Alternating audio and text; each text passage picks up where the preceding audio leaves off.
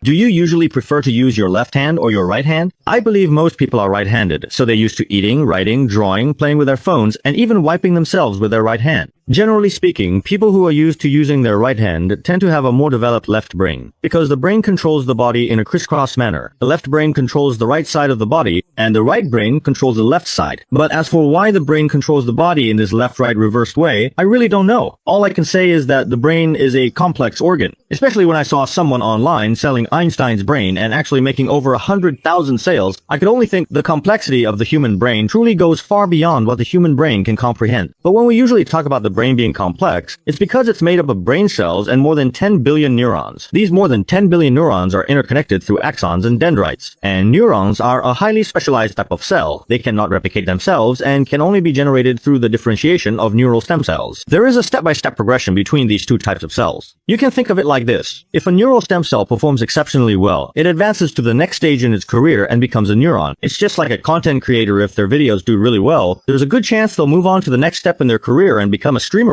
Start live streaming. The process of our thinking is actually the transmission of electrical signals between neurons. Frequently using your brain to think keeps your neurons in an excited state, maintaining their vitality. So, if you use your brain more, your mind will become sharper and smarter. But if you don't use your brain, well, not thinking really does feel great. As the saying goes, learning without thinking leads to confusion. Not thinking or learning leads to bliss. It is precisely because neurons cannot replicate themselves that our brains are especially precious. The same goes for cardiac muscle cells. They also can't replicate themselves. So when one dies, there's one less. That's why, for a long time, people have debated which organ is more important, the brain or the heart. If you ask me, both are important, but there are also significant differences between them. Under normal circumstances, if a person's heart suffers severe damage, they would immediately become someone like Abe, someone with a lot on their mind. But if a person's brain suffers severe damage, it doesn't necessarily mean they'll die. In fact, there's even a chance they could become a genius. In 2002, an American man named Jason Padgett was attacked by a group of thugs on his way home from work and was struck on the head with a club, resulting in a brain injury. However, after waking up, he became extremely sensitive to mathematics and geometry, able to quickly calculate all kinds of complex mathematical formulas, and could even hand-draw geometric patterns to express these formulas, as if he were possessed by Gauss himself. And before this, he was just an ordinary working guy with no background in mathematics at all. You could say he became a math genius purely because of that blow to the head. But if any of you are thinking about becoming a genius this way, please don't try it. I strongly advise you to put down that club right now. The chances of success with this method are extremely low. If it works, you might become an Einstein. But if it doesn't, you might end up meeting Einstein. If you're not careful and your temples get reset to factory settings, it's definitely not worth the risk. It was later discovered that this guy had acquired savant syndrome, a condition where after a brain injury, people display extraordinary abilities in mathematics or the arts. There's a movie called Rain Man, and Tom Cruise's brother in the film is this type of person. When we talk about the brain, in a broad sense, we mean the cerebrum, cerebellum, mesencephalon, and brainstem. The brainstem controls basic life activities. If other parts of the brain except the brainstem are damaged, they won't necessarily collapse. So what happens if the brainstem is damaged?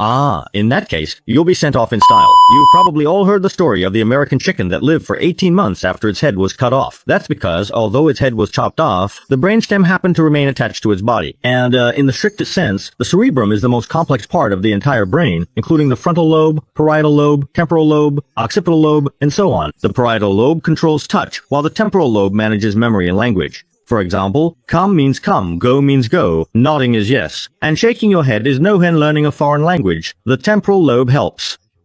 The frontal lobe is the largest part of the brain, making up 1/3 of the cerebral hemisphere's total area.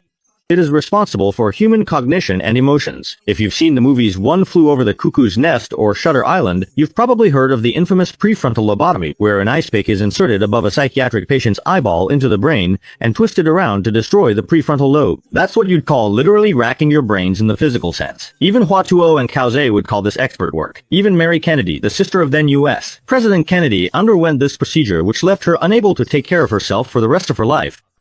It seems that the Kennedy family really does have a tradition of open-mindedness. Another remarkable feature of the brain is its compensatory ability. When one part of the brain is damaged, other parts will spontaneously adjust the connections between cells to make up for the lost functions. It's like if someone in a village passes away, the other villagers will help farm his 2 acres of land, and there will be people to take care of his wife and children. I will take care of your wife and children, so you need not worry. In reality, there are even cases where people missing half of their brain can still live normal lives. This is thanks to the brain's compensatory ability. ability. So, although our brains may seem delicate, they're actually quite resilient. But even so, we still need to take good care of our brains, because unlike some other organs, you can't just get rid of it and give it to someone else, and it wouldn't matter if I took a shower or not. If it's useless, you can just remove it and give it away.